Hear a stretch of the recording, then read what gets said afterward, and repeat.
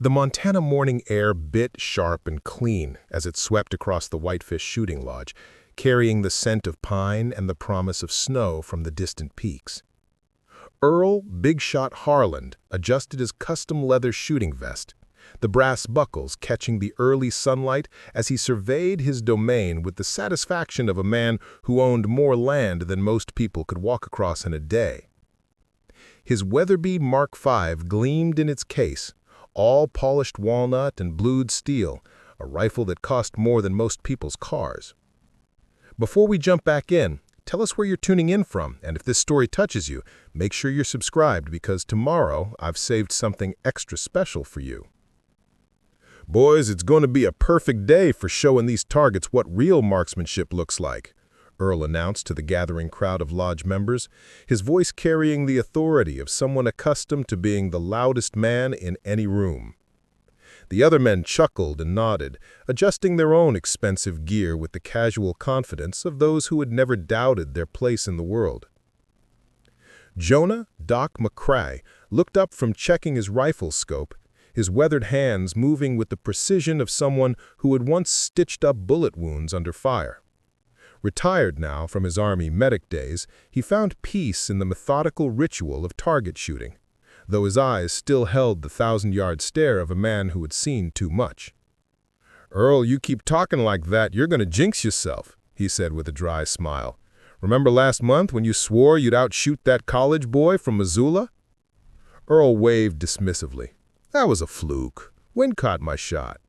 He gestured broadly at the range stretching out before them, targets set at various distances across the meadow. "Today, gentlemen, we separate the men from the boys.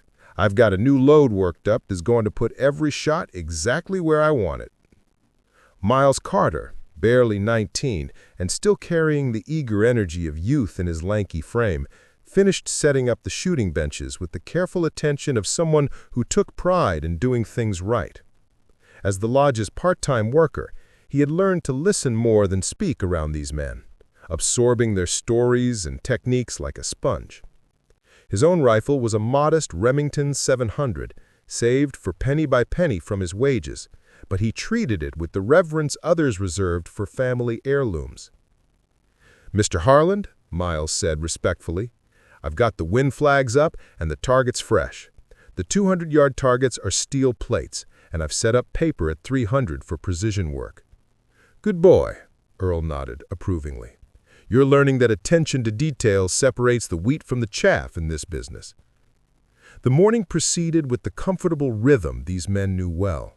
Coffee steamed from thermos bottles, rifles were unpacked with ceremonial care, and the familiar banter of men who had shared this ritual for years filled the air. Each member had his role in this unspoken hierarchy. Earl as the self-proclaimed expert, Doc as the voice of experience, Miles as the eager student, and a handful of other ranchers and retirees who formed the regular crowd. It was Sheriff Lyle Benton who first noticed the small figure walking up the gravel road toward the range, a lone silhouette against the vast Montana landscape. He lowered his binoculars and squinted, his law enforcement instincts automatically cataloging details. Middle-aged woman, average height, moving with an unhurried but purposeful gait. What caught his attention wasn't her appearance, but something else, something in the way she carried herself that triggered a memory he couldn't quite place. "Looks like we've got a visitor," he said quietly, more to himself than to the others. Miles followed his gaze and saw her too. A woman in her 50s, maybe, wearing a faded gray windbreaker that had seen better decades and jeans that spoke of practical use rather than fashion.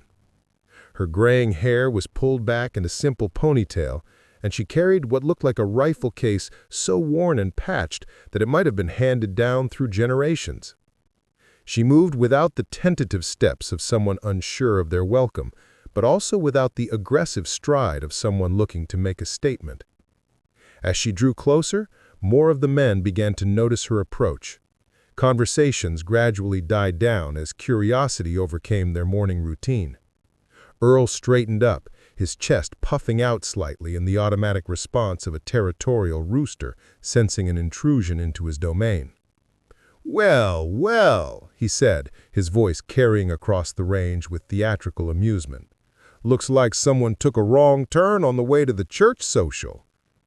A few nervous chuckles rippled through the group, but something about the woman's stillness made the joke fall flat faster than Earl had intended.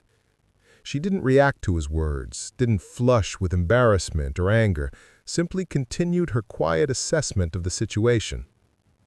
Miles felt an unexpected stab of embarrassment for the older men and found himself stepping forward. "Ma'am, can I help you with something? Are you looking for someone?" The woman's eyes shifted to him, and he was surprised by what he saw there. Not confusion or nervousness, but a kind of calm assessment that reminded him of his grandfather who had served in Vietnam and carried himself with the same quiet awareness of everything around him. "I'd like to sign up for some range time," she said simply. Her voice was soft but clear, with the kind of directness that came from someone who had learned not to waste words. Earl's eyebrows shot up. "Sign up?" He looked around at his companions as if sharing a private joke. "Sweetheart, this isn't a public range. This is a private lodge. Members only." "I can pay the day fee," she replied calmly, pulling a worn wallet from her jacket pocket. "The sign at the road says visitors welcome with proper fees and supervision." The mention of the sign deflated Earl's first line of defense, and Miles could see the irritation flash across his face. The lodge did indeed welcome paying visitors, though few ever made the drive up the winding mountain road to find them. "Well, I suppose," Earl said slowly, his tone suggesting he was making a tremendous concession, "but this range is serious business. We're not running a tourist operation here. These are precision rifles, and the targets we're shooting today aren't exactly beginner-friendly." The woman began unzipping her rifle case with movements that were neither hurried nor hesitant. "I understand," she said simply. What emerged from the case made Earl's jaw drop, though not for the reasons he expected.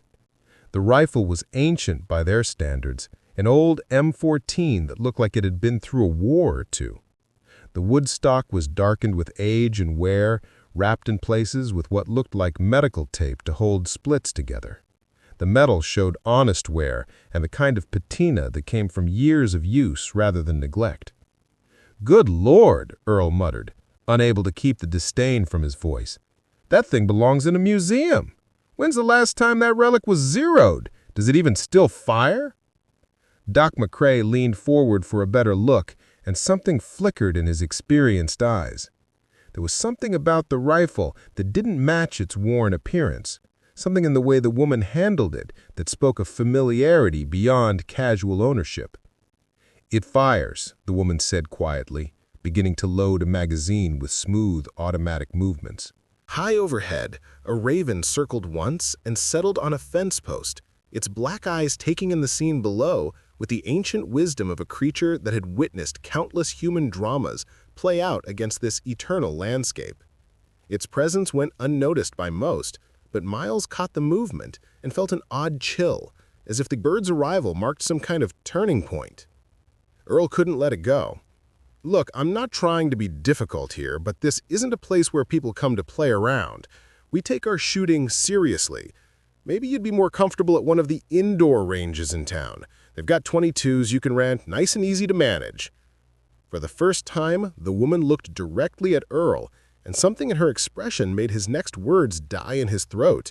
It wasn't anger or indignation, but a kind of measuring look, the way a craftsman might examine a tool to determine its worth and proper use. "I'll be fine with this one," she said, patting the stock of the old rifle with something that might have been affection. Miles found himself stepping closer, drawn by something he couldn't name. There was something about the way she moved, the economy of motion that spoke of long practice and ingrained habit. It reminded him of the way his grandfather had cleaned his old service pistol, every movement precise and purposeful, muscle memory laid down through years of repetition. "Ma'am," Miles said quietly, "have you shot here before? I don't think I recognize you." The woman shook her head. "First time, but I've shot places like this." She paused, looking out across the range toward the distant targets. "It's been a while." Earl was warming up for another condescending comment when Sheriff Benton's voice cut across the group. "Earl, why don't you let the ladies shoot? What's the worst that could happen?" There was something in the sheriff's tone that made Earl pause, a note of authority that reminded everyone present that beneath his casual demeanor lay years of law enforcement experience and the quiet confidence of someone who had faced down armed men and lived to tell about it. The morning sun had climbed higher now, burning off the last wisps of mist from the valley floor and casting sharp shadows across the shooting range. Earl Harland strutted between the shooting benches like a peacock, displaying his plumage, his custom rifle cradled in his arms as he held court before his audience. "Gentlemen," he announced with theatrical flourish, "since we have a visitor joining us today, I think we should demonstrate what real marksmanship looks like." He gestured toward the targets arrayed across the meadow. "Standard protocol around here is to start at 200 yards and work our way out, but I'm feeling generous today."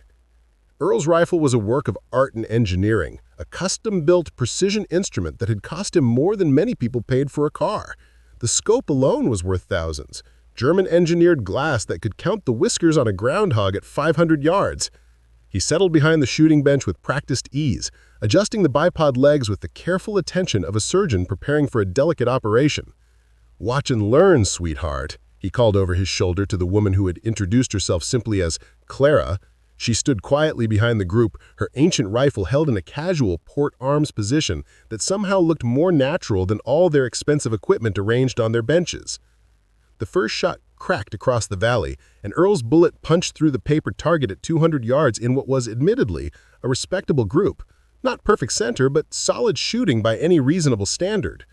He worked the bolt with smooth precision, the brass cartridge case ejecting in a golden arc to clink onto the concrete pad. "3-inch group at 200, Doc McRae called out, lowering his spotting scope. "Not bad for a warm-up." Earl preened under the praise, then stood and gestured grandly toward the woman who had introduced herself simply as Clara. She stood quietly behind the group, her ancient rifle held in a casual port-arms position that somehow looked more natural than all their expensive equipment arranged on their benches. Earl couldn't resist another jab. "Hope you're not planning to embarrass yourself too badly. These boys are used to seeing some pretty impressive shooting. Might want to start with the closer targets, work your way up gradual-like." Clara said nothing, simply settled deeper into her shooting position and raised the battered rifle to her shoulder. Miles noticed that despite the weapon's worn appearance, she handled it with a familiarity that spoke of thousands of repetitions. Her breathing slowed, became regular and controlled, and something about her entire demeanor shifted in a way that made the hair on the back of his neck stand up. The raven on the fence post cawed once, a harsh sound that cut through the morning air like a warning. Clara's first shot surprised everyone with its authority. The old rifle barked with a sharp crack that seemed to hang in the air longer than expected, and when Doc checked the target through his spotting scope, his eyebrows climbed toward his hairline. "Dead center," he announced, his voice carrying a note of surprise. "Perfect bullseye." Earl's smile faltered slightly. "Lucky shot," he muttered. "Let's see if she can do it twice." Clara worked the action of her rifle with movements so smooth they seemed choreographed. The spent brass arced through the air and she settled back into position without any of the adjustment and fiddling that usually accompanied precision shooting. Her second shot followed so quickly after the first that it caught several of the men off guard. "Holy," Doc started, then caught himself. "That's 2 in the X-ring. Same hole near as I can tell." The laughter and casual conversation that had filled the air moments ago began to die away. Miles found himself leaning forward, suddenly aware that he was witnessing something unusual. His grandfather had told him stories about shooters like this, men who had learned their craft in places where missing meant dying, but he had always assumed they were just war stories, exaggerated with the passage of years. Earl's face was beginning to redden, whether from embarrassment or anger, Miles couldn't tell. There's got to be something. Maybe the rifle's been modified, some kind of electronic assistance, or... Clara stood and handed her rifle to Miles, who took it with suddenly nervous hands. The weapon was heavier than he had expected, but it felt solid and well-balanced despite its obvious age. As he examined it, he found no modifications, no electronic aids, nothing but worn metal and wood that had been maintained with careful attention over many years. "It's just a standard M14, he said quietly. "Iron sights, no modifications that I can see." Earl's face was now definitely red. Well, standing still targets are one thing. Let's see how she handles something with a little more challenge. He stormed over to the clay pigeon thrower, a device used for moving target practice, and began setting it up with sharp, angry movements. Glade targets at 100 yards, he announced. Moving targets. Let's separate the wheat from the chaff. Clara accepted her rifle back from Miles with a nod of thanks. She moved to a position that gave her a clear field of fire across the range, once again settling into that same kneeling position that seemed to transform her from a mild-mannered middle-aged woman into something altogether different. Earl triggered the trap, and the orange clay disc flew out across the range in a high, arcing trajectory. Clara's rifle came up smooth as silk, tracked the target for a brief moment, and fired. The clay disc exploded into fragments at the peak of its arc, the pieces falling like orange snow onto the grass below. The range fell completely silent except for the distant sound of wind through the pines and the harsh caw of the raven, which had moved closer, now perched on a post barely 20 feet from the shooting line. The silence stretched like a held breath across the range. Miles felt his heart hammering against his ribs as he stared at the scattered fragments of orange clay settling onto the meadow grass. In all his time at the lodge, listening to the stories and boasts of the regular members, he had never seen anything like what he had just witnessed. Clara lowered her rifle and stood, her movements carrying the same calm deliberation she had shown since arriving.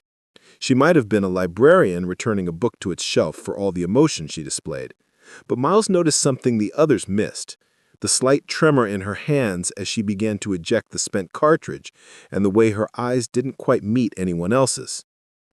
Earl's mouth opened and closed like a fish gasping on dry land. The easy confidence that had carried him through the morning had evaporated like mist before the sun, leaving him standing there with his expensive rifle suddenly looking more like a prop than a precision instrument. That was, Doc McCrae started, then trailed off, shaking his graying head. In 30 years of treating wounded soldiers, he had encountered men who could shoot like that, but they were legends whispered about in field hospitals, ghosts who materialized out of the darkness to change the course of firefights before disappearing again. He had never expected to meet one at a civilian shooting range in Montana. Sheriff Benton was studying Clara with the focused attention of a lawman who had learned to read people the way others read newspapers. Something about her stillness, her economy of movement, the way she held that battered rifle, triggered memories he couldn't quite place.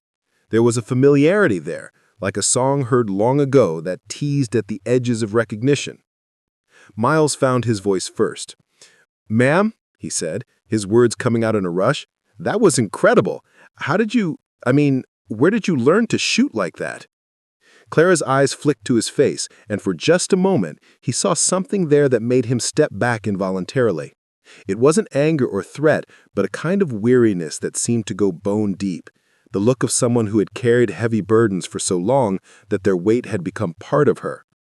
"Practice," she said simply, and began to field strip her rifle with movements so automatic they seemed unconscious. Earl recovered enough of his voice to sputter, "There's no way. That's impossible. Nobody shoots like that with iron sights and a rifle older than Moses. You've got to have that thing rigged somehow." Without being asked, Clara handed the partially disassembled rifle to Earl, who grabbed it with hands that shook slightly. He turned it over, examining every surface with the desperate intensity of a man whose worldview was crumbling around him. The rifle was exactly what it appeared to be, an old military weapon, well-maintained but showing honest wear from years of use. No electronic sights, no stabilization systems, no modifications that could account for the shooting they had just witnessed.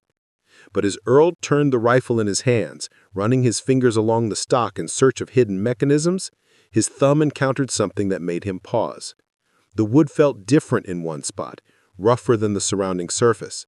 He looked down and found himself staring at something that made his blood run cold. Carved into the stock, worn smooth by years of handling, were small marks. Lots of them.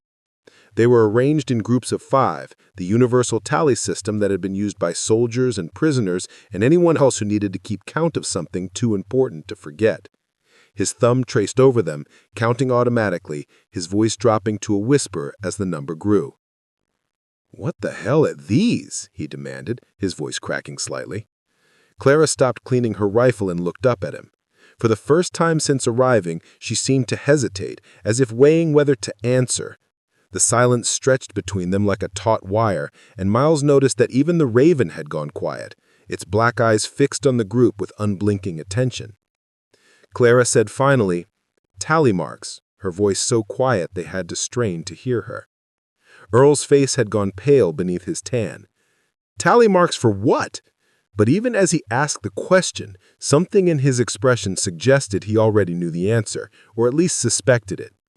Doc McCrae had gone very still, his experienced eyes fixed on Clara's face with the kind of recognition that comes from shared knowledge of things that others couldn't understand. "How many?" he asked quietly. Clara took the rifle back from Earl's sudden, nerveless fingers and ran her own thumb across the marks with something that might be reverence or regret.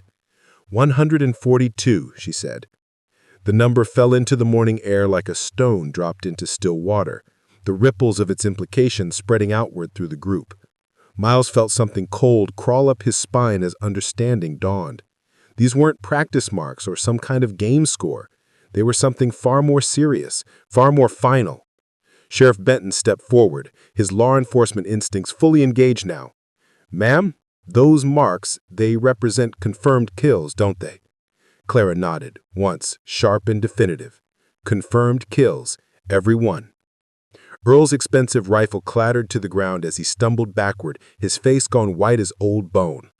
"Jesus Christ! You're telling us that thing that you've killed 142, Clara finished for him, her voice carrying no pride, no boast, just the flat recitation of fact. "In service to my country, over the course of 8 years in places most people can't find on a map."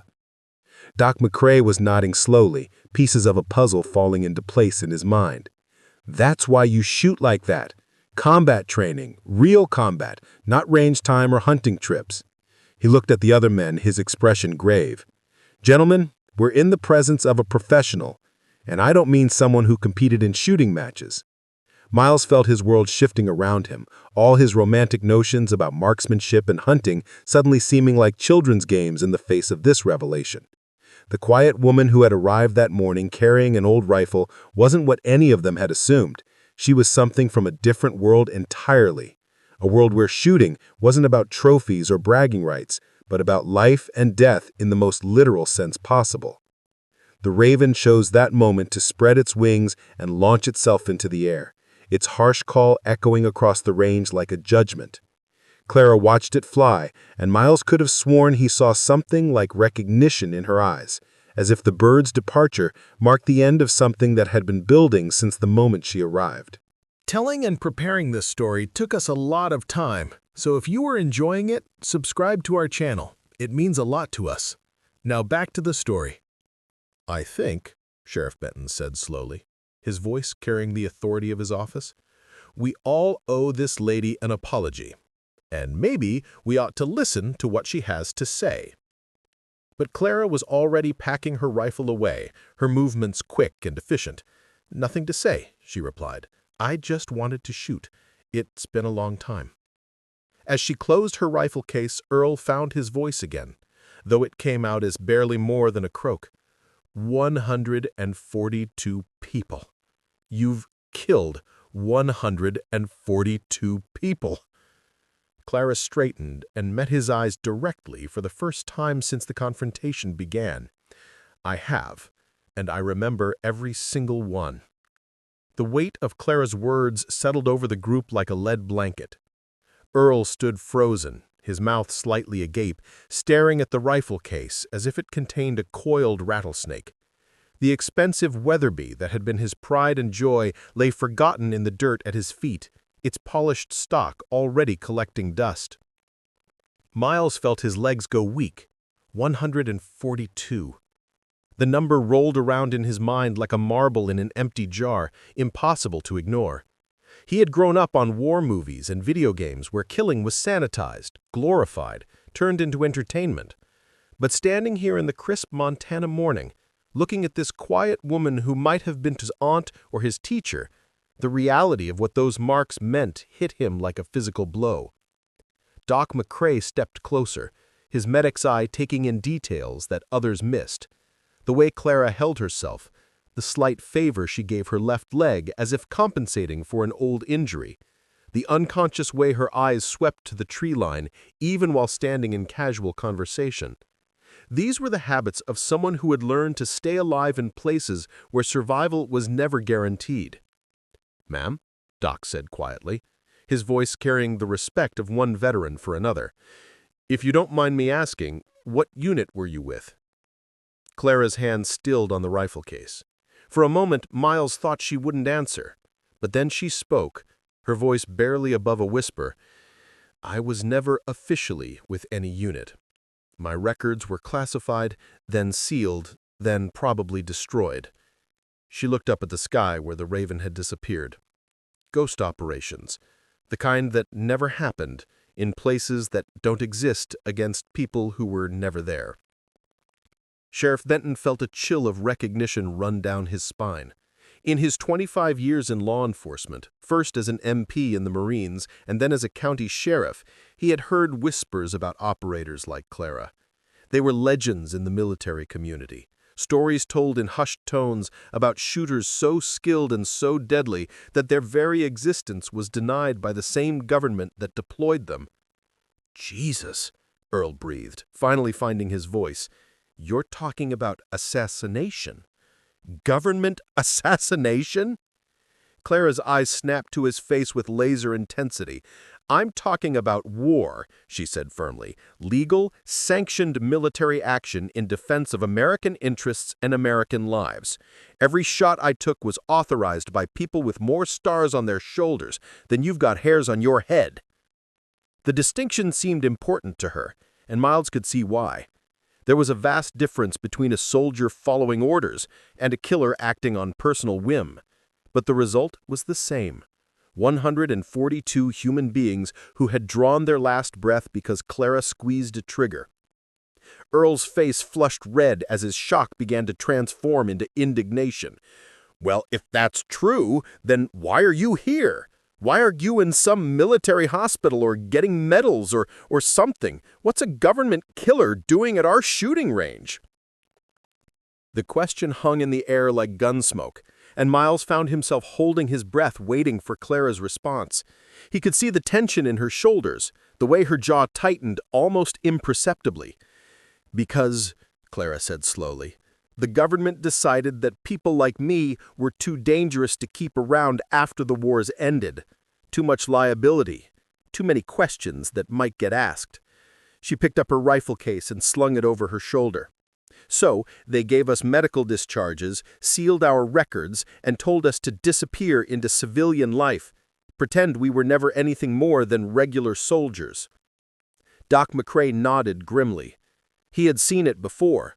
Soldiers who had done the impossible and the unthinkable in service to their country, only to be discarded when their skills were no longer needed. The transition to civilian life was hard enough for regular veterans. For someone like Clara, it must have been nearly impossible. "That's why you're here," Miles said suddenly, understanding dawning in his voice. "You came here to shoot because it's the only place you can still be who you really are." Clara looked at him with something that might have been surprise. "Smart kid," she said quietly. "Most people don't understand. They think you can just put down the rifle and walk away. But after 8 years of being the best in the world at something, after that be your entire identity," she trailed off, looking out across the range towards the distant mountains. The group had moved to the lodge's covered pavilion, ostensibly for coffee and lunch, but really because none of them could quite process what they had learned standing out in the open. The wooden picnic tables and rustic surroundings that had seemed perfectly normal an hour ago now felt inadequate to contain the magnitude of what Clara had revealed. Earl sat slumped on one of the benches, his earlier bluster completely deflated. He kept glancing at Clara as if she might suddenly transform into something monstrous, but she remained exactly what she appeared to be, a quiet, unremarkable woman sipping coffee from a paper cup and gazing thoughtfully at the mountains. Miles found himself studying her with fascination and growing respect. Every question he had asked himself about her behavior that morning now had answers. The way she moved, the confidence despite her unassuming appearance, the incredible shooting, it all made sense now. She wasn't pretending to be something she wasn't. She was trying not to be something she had been. Doc McCrae pulled up a chair beside Clara, his movement careful and respectful. "Ma'am, I think I might have crossed paths with your work before. Kosovo, 1999. I was with a Marine unit providing security for a NATO operation." Clara turned to look at him, her expression guarded but curious. "There was a sniper," Benton continued, "taking out our patrols from what seemed like impossible distances. Command was going crazy trying to find him. Then one morning we found him dead at his hide site, single shot over 800 meters, through a window barely wide enough for the bullet to pass through." He paused, studying Clara's face. "The brass told us it was an artillery strike, but I'd seen enough artillery damage to know better. That was precision work." Clara said nothing, but something in her expression confirmed what Benton suspected. 3 more times during that deployment, impossible shots that saved American lives, shots that the official reports attributed to everything except the truth. He leaned forward slightly. "There was a woman," they said, "a ghost, someone who could make shots that defied physics and disappear without a trace." "Sounds like stories get exaggerated in the telling," Clara said quietly. But Miles noticed she didn't deny it. Doc McCrae looked up from his own coffee. "I treated a Marine in Afghanistan who swore he had been saved by a shooter like that. Sniper had him dead to rights from about 600 meters out. Then the sniper's head just disappeared. One shot, impossible angle, nobody ever found who took it." He studied Clara's face. "The Marine said he saw a woman with an old rifle walking away through the rocks. Said she looked like somebody's grandmother." Maybe she was somebody's grandmother. Maybe she was just a soldier doing her job. Miles felt a chill as he realized what they were really talking about. These weren't just war stories or legends. These were real events, real lives saved and taken by the woman sitting across from me. The weight of it was almost overwhelming. Earl had been listening with growing agitation, and finally he exploded. "This is insane! You're talking about murder! Government-sanctioned murder! And now she's just sitting here in our lodge like it's perfectly normal?" Clara's expression hardened. "Those weren't murders, Earl. Those were enemy combatants trying to kill American soldiers. Every shot I took saved lives. American lives, Allied lives, civilian lives." Her voice carried a steel edge that made Earl shrink back. "I didn't enjoy it. I didn't collect trophies or take pictures. I did what was necessary to complete the mission and bring our people home alive." "But 142 people?" Earl protested weakly. "How do you live with that?" Clara set down her coffee cup with deliberate care. "The same way Doc lives with every soldier he couldn't save. The same way Sheriff Benton lives with every criminal he had to shoot in the line of duty. You carry it because that's what the job requires." She stood and walked to the edge of the pavilion, looking out across the range where her target still bore the evidence of her incredible shooting. "The difference is that most people get to talk about their burdens. They get counseling and support groups and understanding. People like me get classified files and orders to never speak of what we did." Earl's face had progressed through several shades of red as he struggled to process everything he had heard. His world, built on assumptions about masculine superiority and civilian fantasies about military heroism, had been completely upended by this quiet woman and her impossible story. Rather than accept the new reality, he chose to fight against it. "I don't buy it," he said loudly, standing up and pacing around the pavilion. "This is all just stories. War stories get bigger every time they're told. Maybe she was in the military, maybe she was even a decent shot, but this business about 142 kills and impossible shots is it's just bullshit." Clara turned from her contemplation of the mountains, her expression calm, but something dangerous flickering in her eyes. "You think I'm lying?" "I think you're exaggerating," Earl shot back, his confidence returning as he convinced himself that he was exposing a fraud. I think you were probably some kind of support personnel who may be qualified as a marksman, and now you're trying to impress us with tall tales." Miles felt his heart sink as he watched Earl work himself up into familiar territory. This was the same arrogance that had led to the morning's humiliation, only now it was fueled by desperation rather than casual superiority. Sheriff Benton started to speak, but Clara held up a hand to stop him. "What would it take to convince you, Earl?" Earl's eyes lit up with what he clearly thought was inspiration, a real test, not just popping off shots at stationary targets, but something that would prove whether you're really as good as you claim to be. "What did you have in mind?" Earl walked over to his expensive rifle, still lying forgotten in the dirt, and picked it up with ceremony. "A competition, you and me, head to head, real shooting, not these games we've been playing." Clara studied his face for a long moment. "What are the stakes?" "If I win—" Earl's voice gained strength as he convinced himself this was his chance to restore his damaged ego. "You admit that you've been spinning tales, and you leave the lodge, permanently." "And if you lose?" Earl's grin was ugly and desperate. "I won't lose. But if I somehow did, I'll apologize publicly for doubting you." Miles wanted to shout a warning, to tell Earl that he was making a terrible mistake, but something in Clara's expression stopped him. This wasn't about proving herself anymore. This was about something deeper, something that had to do with respect and dignity and the weight of truths that couldn't be spoken. "All right," Clara said quietly, "but we do this my way. Real shooting, like you said, the kind of shooting that matters." Earl's grin faltered slightly. "What do you mean?" Clara walked back to where her rifle case lay and began unpacking her weapon with the same methodical care she had shown all morning. "Combat shooting, Earl. Moving targets, unknown distances, time pressure.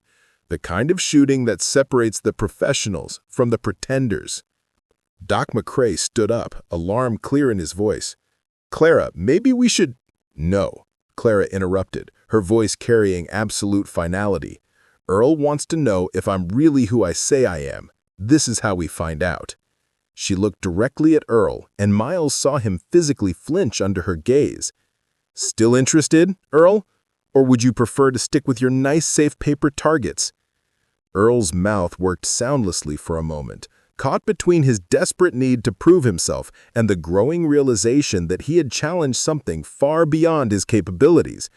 But his pride wouldn't let him back down, not in front of the other men, not after everything that had happened. "Fine," he said, his voice cracking slightly. "Let's do it your way." Clara nodded once, sharp and decisive. "Then let's see what you're really made of." The afternoon sun had shifted, casting longer shadows across the range as Clara began setting up what she called a real test. Gone were the comfortable shooting benches and precisely measured distances that had defined the morning's activities. Instead, she moved through the range like a chess master, arranging pieces, placing targets at irregular intervals and unexpected angles. "This isn't how we usually do things," Earl protested, watching nervously as Clara positioned a series of steel plates at distances ranging from 75 to 400 yards.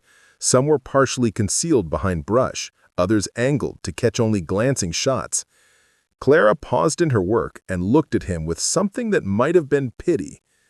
"Earl, in 8 years of operations, I never once had a target stand still at a measured distance and wait for me to get comfortable behind a bench rest." She gestured toward the chaotic arrangement she was creating. "This is how shooting works in the real world. Improvised, unpredictable, under pressure." Miles helped carry targets, his respect for Clara growing with each instruction she gave. Her tactical thinking was unlike anything he had encountered in civilian shooting sports. Every target placement had a purpose. Every angle was calculated to test specific skills that went beyond simple marksmanship. "The course is simple," Clara explained as she finished the setup. 6 targets, fired in sequence within 2 minutes. You start here, move through these positions as you engage each target. Miss a target or go over time, and you're out. Earl hefted his expensive rifle, the weight of it suddenly feeling unfamiliar in his hands. The custom stock that had felt so perfectly balanced that morning now seemed awkward, too precisely fitted for the chaos Clara had created. "What's the first target?" Clara pointed to a steel plate barely visible through a gap in the brush at approximately 150 yards. "That one. But you'll be shooting from a kneeling position behind that log, and you have to hit it within 30 seconds of starting." Earl's confident facade was beginning to crack. Everything about this challenge violated the careful, methodical approach he had always used. His shooting style depended on time to calculate wind, distance, and trajectory. The idea of engaging targets quickly, from improvised positions, while under time pressure, was completely foreign to his experience. Sheriff Benton checked his watch. "You sure about this, Earl? There's no shame in backing down from something this advanced." But Earl's pride had backed him into a corner. Too much had been said. Too many assumptions had been shattered for him to retreat now. "I'm fine," he said, though his voice carried no conviction. "Let's get this over with." Clara stepped back to give him room. "Whenever you're ready." Earl dropped behind the log Clara had indicated and tried to acquire the first target through his scope. The expensive German glass that had seemed like such an advantage on the morning's static targets now felt like a liability. The magnification was too high for close work, the field of view too narrow for quick target acquisition. He fumbled with the adjustment turrets, trying to dial down the magnification while precious seconds ticked away. When he finally fired, the shot went wide, striking a tree trunk 2 feet to the left of the target. His follow-up shots were hurried, desperate attempts to recover, but the 30-second limit expired with the target unmarked. "Time," Sheriff Benton called out. Earl's face was flushed with embarrassment and frustration. "The scope settings were wrong. I wasn't prepared for that magnification level. If I could just—" "In combat," Clara interrupted gently, "you don't get to start over because your equipment wasn't properly configured. You work with what you have, or you die." Miles watched Earl's second attempt with growing discomfort. The older man was clearly out of his depth, struggling with concepts and challenges that required years of specialized training to master. His expensive equipment, so impressive in the controlled environment of bench rest shooting, became a handicap when speed and adaptability were required. The third target required a shot from 300 yards while standing, using only a fence post for support. Earl's hands were shaking now. Whether from exertion or nerves, Miles couldn't tell. The shot went high, striking the dirt berm behind the target with a dusty impact that seemed to echo Earl's deflating confidence. By the time Earl reached the fourth target, his earlier arrogance had completely evaporated. He was breathing hard, sweating despite the cool mountain air, and his movements had lost all trace of the smooth confidence he had displayed that morning. The complex course Clara had designed was exposing every weakness in his civilian approach to marksmanship. "I can't," Earl started, then stopped himself. He looked around at the other men, all watching with expressions ranging from sympathy to embarrassment. "This isn't fair. This isn't how we agreed to compete." Clara stood quietly nearby, her old rifle held in a casual ready position. She hadn't fired a single shot yet, but something in her posture suggested that the course Earl was struggling with would present no challenge at all. "Earl," she said softly, "you challenged me to prove whether I really was who I claimed to be. This is who I am. This is what I was trained for." She gestured toward the remaining targets. "If you want to quit, that's your choice. But don't pretend the game was rigged just because you didn't understand what you were getting into." Earl's rifle trembled in his hands as he stared at the next target, a small steel plate positioned at an angle that would require precise calculation of ricochet to hit effectively. The mathematical challenge that would have excited him in a controlled environment now felt like impossible under the pressure of time and scrutiny. "Your turn," he said finally, stepping back from the firing line. "Show us what you can do." Clara moved into position with the fluid grace of long practice. There was no fumbling with equipment, no adjustment period, no visible preparation. She simply flowed from one shooting position to the next as if the course had been designed specifically for her movement patterns. Her first shot rang out before Earl had even processed that she had begun. The distant steel plate chimed with a solid ring of center hit. She was already moving to the second position before the sound had finished echoing across the range. Miles found himself holding his breath as he watched Clara work through the course. Each shot seemed to come at exactly the right moment, neither hurried nor delayed, as if she were following some internal metronome that kept perfect time with the demands of the task. Her movements between positions were economical and purposeful, wasting no motion or energy. The third target, the one that had given Earl so much trouble, fell to Clara's shot while she was still settling into her stance. Miles realized that she wasn't just hitting the targets, she was thinking faster than Earl, processing the variables and making the calculations that he struggled with in a fraction of the time. By the fifth target, Doc McCrae was shaking his head with amazement. "I've never seen anything like this. She's not just hitting the targets, she's making it look effortless." The final target was the most challenging. A steel plate at 400 yards, partially obscured by foliage, requiring a shot that would thread between tree branches with less than 6 inches of clearance. Clara paused for the first time in the course, studying the target through her iron sights for perhaps 3 seconds before firing. The distant ring of steel confirmed what they all already knew. Perfect hit. "Time," Sheriff Benton called out, his voice carrying a note of awe. 1 minute, 47 seconds. Perfect score. Earl's face was flushed with embarrassment and frustration. The scope settings were wrong. I wasn't prepared for that magnification level. If I could just... 37 seconds. Perfect score. Earl stood frozen, staring at Clara as if she were some kind of supernatural creature. The demonstration had been so far beyond his capabilities that he could barely process what he had witnessed. It wasn't just better shooting, it was shooting from an entirely different universe of skill and training. Clara ejected the spent cartridge from her rifle and began walking back toward the group. Her expression was neither triumphant nor satisfied, but rather carried the same quiet weariness she had shown all day. "Jesus Christ," Earl whispered. "You really are." "I am exactly who I said I was. Nothing more, nothing less." The group had returned to the pavilion, but the atmosphere had completely changed.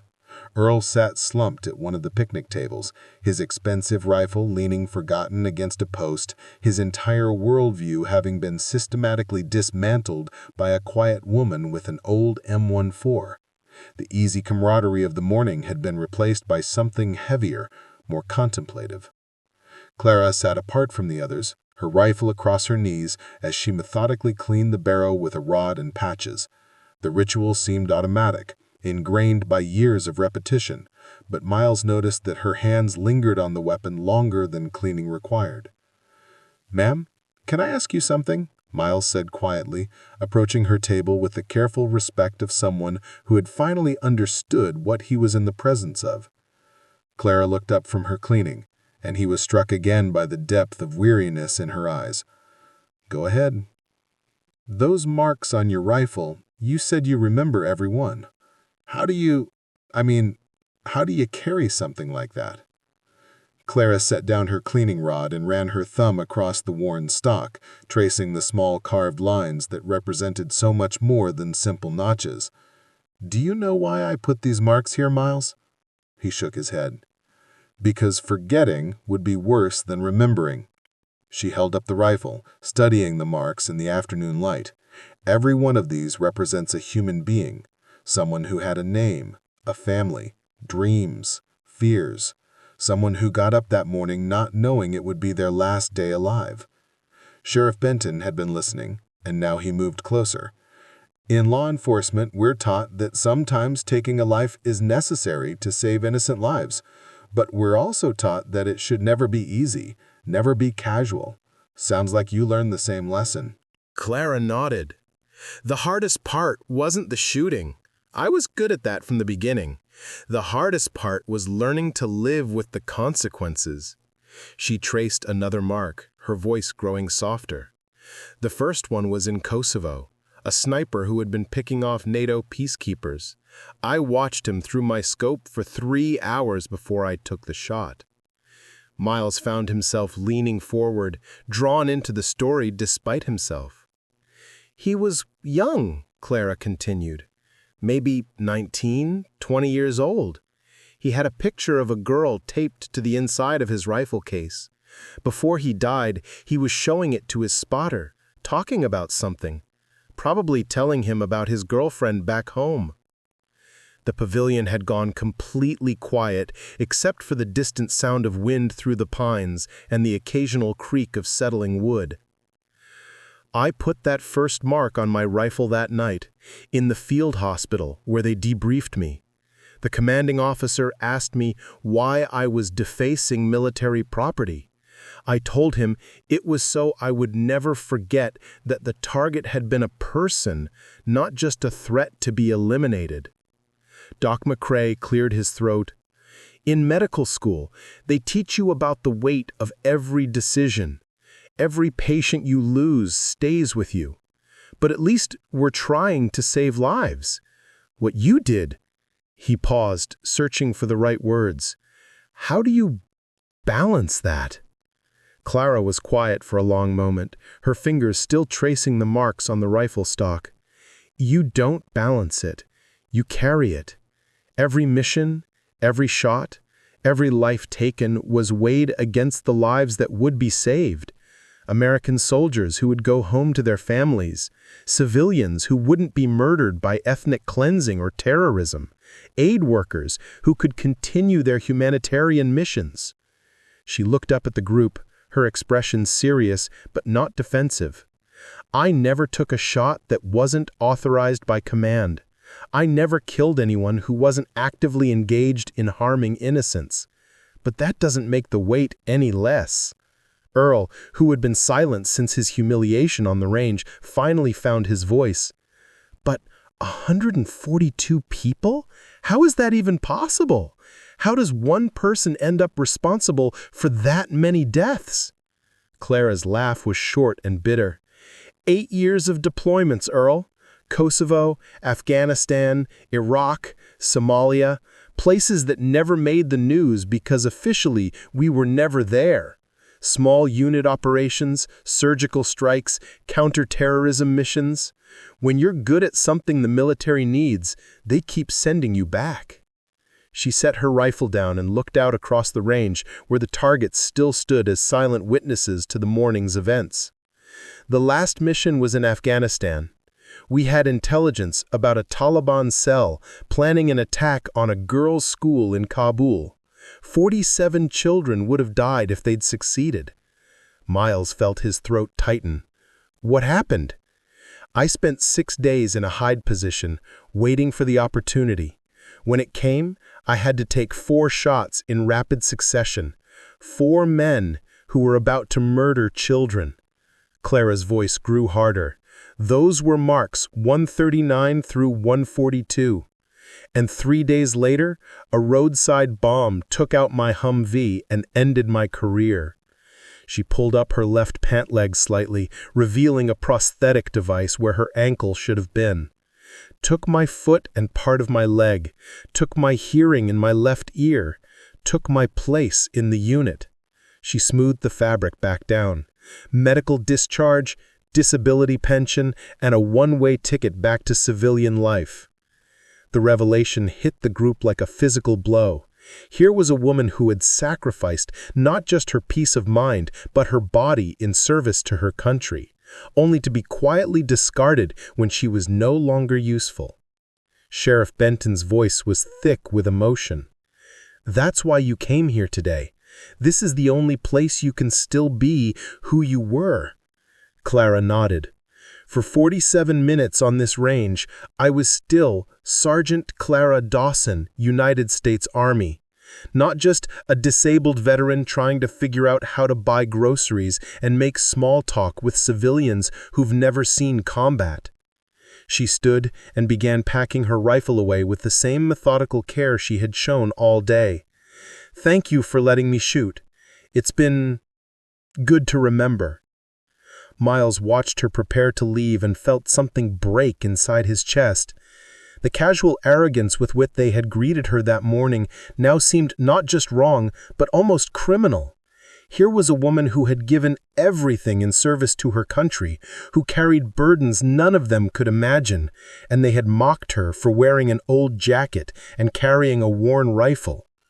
"Ma'am," he said, standing up quickly, would you be willing to teach me?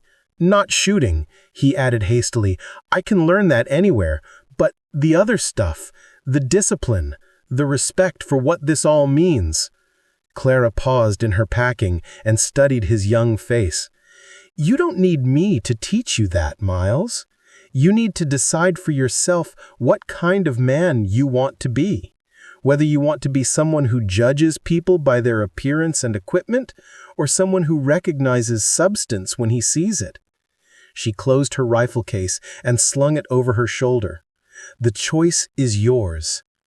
The late afternoon sun cast long shadows across the pavilion as the weight of the day's revelations settled over the group like dust after an explosion. Earl remained slumped at his table, his earlier bluster completely deflated, occasionally glancing at Clara with something that might have been fear or awe or simple incomprehension. Doc McCrae broke the silence first. "Clara, what you've shared with us today, I want you to know that it won't leave this group. Some stories are too important to become barroom gossip." The others nodded agreement, even Earl managing a reluctant nod. There was something sacred about what they had witnessed, both the incredible demonstration of skill and the painful honesty of Clara's revelations. It felt like being entrusted with classified information, which, in a way, it was. "I appreciate that," Clara said, adjusting the strap of her rifle case. "But I'm not asking for secrecy. I'm just asking for understanding. There are thousands of veterans like me, carrying burdens they can't talk about, struggling to find their place in a world that doesn't understand what they've been through." Miles stood up, his young face serious with newfound maturity. "Ma'am, I owe you an apology. We all do. The way we treated you this morning." Clara held up a hand to stop him. "You treated me exactly the way people always treat someone who doesn't fit their expectations. The mistake was not in your initial judgment, it was in refusing to adjust that judgment when presented with new evidence." She looked around the group, her gaze lingering on each face. "Earl learned that today, the hard way. Sometimes the people we dismiss as unimportant are carrying knowledge and experience we can't imagine." Earl finally raised his head, his face flushed with shame.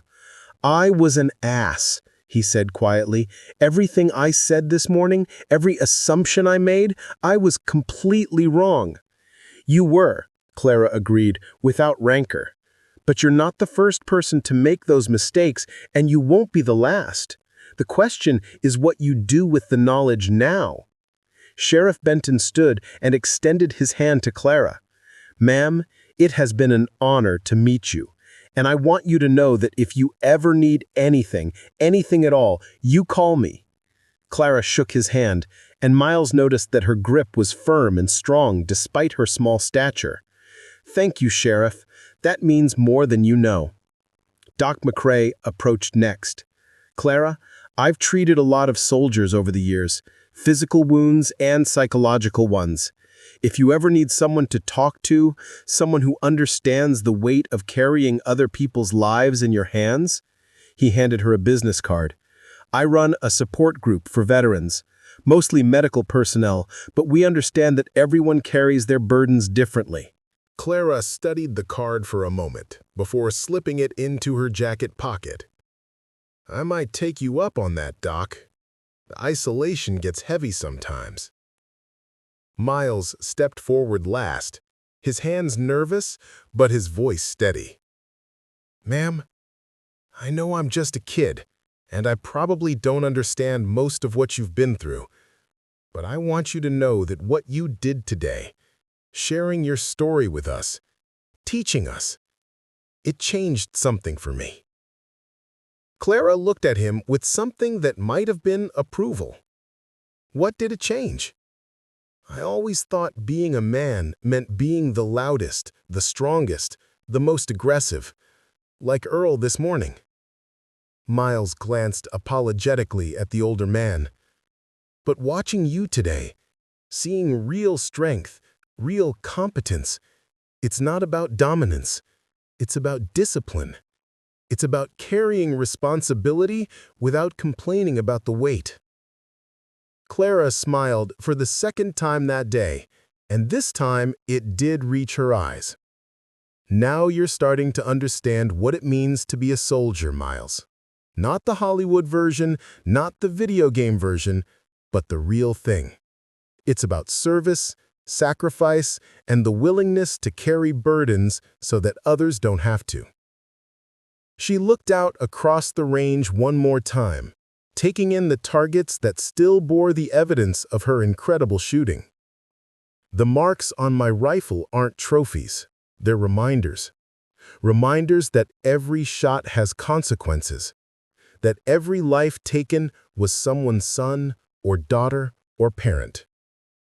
That's the weight real warriors carry. Earl finally stood up, his movements stiff with embarrassment and newfound humility. Clara, what I said about this range being for men only? You were wrong, Clara said simply. This range is for anyone with the skill and respect to use it properly. Gender doesn't determine competence, Earl. Character does. Earl nodded miserably. I know that now. I'm sorry it took me so long to figure it out. Clara picked up her rifle case and started walking toward the pavilion, but she paused at the edge of the pavilion. Earl, can I give you some advice? He looked up hopefully, as if her words might somehow restore the dignity he had lost. Stop trying to be the best shooter at the lodge. Start trying to be the best teacher. Use your knowledge and your equipment to help people like Miles learn properly. There's more honor in building others up than in tearing them down. With that, she walked away, her slight figure moving with the same quiet confidence she had shown all day. The men watched her go in silence, each lost in his own thoughts about the lessons of the day. Miles was the first to speak. I don't think I'll ever forget today. Doc McCrae nodded grimly. I don't think any of us will. We met a legend today, boys. A real one. Not the kind that gets made up in stories. Sheriff Benton checked his watch and reached for his hat. I better head back to town. But before I go, he looked around the group, his expression serious. What happened here today stays here. Clara shared something precious with us, something that most people never get to see. We don't betray that trust. As the sheriff walked away, Earl finally picked up his expensive rifle and began cleaning it with movements that lacked their earlier confident precision. Miles? Yes, sir. Tomorrow, if you want. I'll show you some of the basics. Proper form, breathing techniques, that sort of thing. No charge. Miles smiled, understanding that this was Earl's way of beginning to rebuild his shattered self-image into something more worthy of respect. I'd like that, Mr. Harland. I'd like that a lot. In the distance, they could hear the sound of Clara's truck starting up, the engine noise gradually fading as she drove down the mountain road toward whatever life she had built for herself in the civilian world.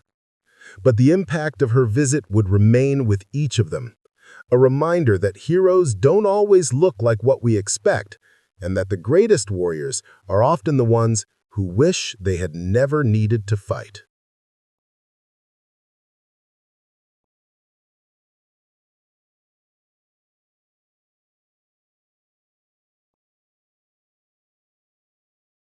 The sun hung low over the western peaks, painting the Montana sky in shades of copper and gold as Clara walked toward her battered pickup truck. Her rifle case rested easily across her shoulder, its worn leather strap following the groove it had worn over countless similar journeys. Miles stood at the edge of the pavilion, watching her leave with the quiet respect of a salute he wasn't quite ready to give. Behind him, the other men gathered their equipment in subdued silence, the casual banter of the morning replaced by the weight of understanding. As Clara reached her truck, the Raven returned, swooping low across the parking area before settling on a nearby fence post. Its black eyes fixed on her with the ancient recognition of one shadow acknowledging another. She paused, meeting its gaze for a moment that seemed to stretch between past and present. Clara opened her rifle case one final time, running her thumb across the 142 small marks carved into the worn stock. Each line, a life. Each groove, a choice that couldn't be undone. She traced the last mark, number 142, then closed the case with gentle finality. The Raven spread its wings and lifted into the darkening sky, its harsh call echoing across the range like a benediction. Clara climbed into her truck, started the engine, and drove slowly down the mountain road, disappearing into the gathering dusk. Behind her, the Whitefish Shooting Lodge would never be quite the same. The targets still stood where she had placed them, silent witnesses to the day when a legend walked among them and taught them that respect must be earned through substance, not assumed through arrogance.